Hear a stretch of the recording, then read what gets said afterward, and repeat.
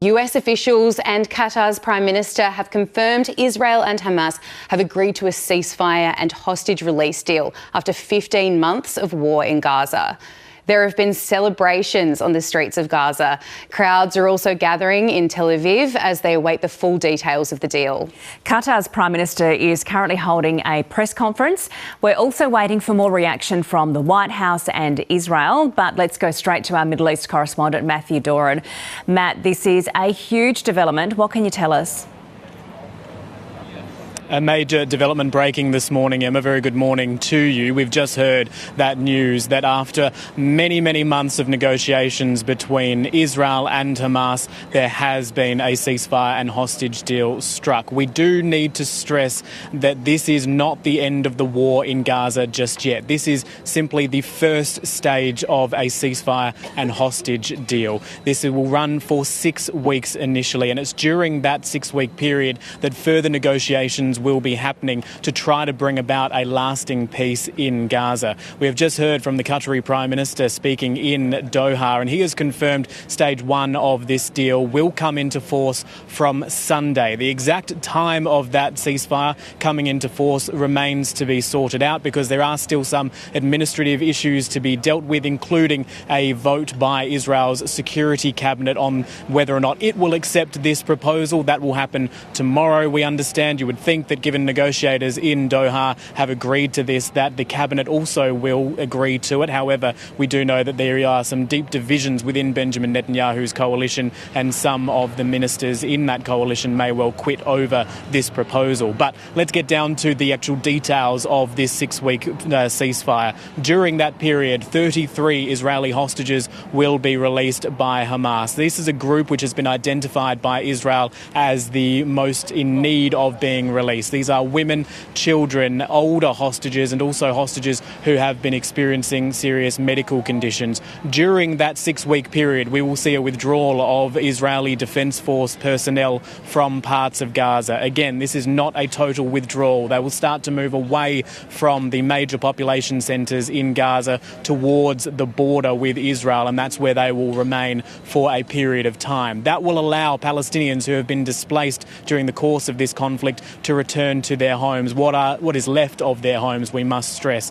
We know that in areas such as northern Gaza, which has been under significant siege by Israeli forces since October, many hundreds of thousands of people have been pushed out of there. This ceasefire will allow some of them to return. And we know also that Israel will be releasing prisoners, Palestinian prisoners in Israeli jails as part of this deal. We're still getting some of the details as to exactly how many of those prisoners would be released, but we know that it could be stretching into the hundreds, if not 1,000, in exchange for these Israeli hostages being released. So, as you mentioned, we are still hearing these details coming through. The Qatari Prime Minister is still speaking in Doha, but here's some of what he had to say in the last few moments.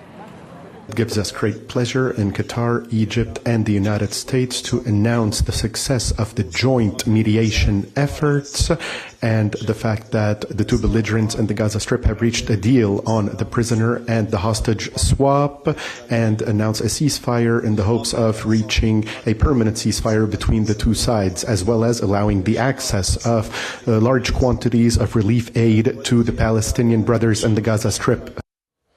Matt, these negotiations have been going on and off for months. Finally, we've had this news. So what reaction have we seen there?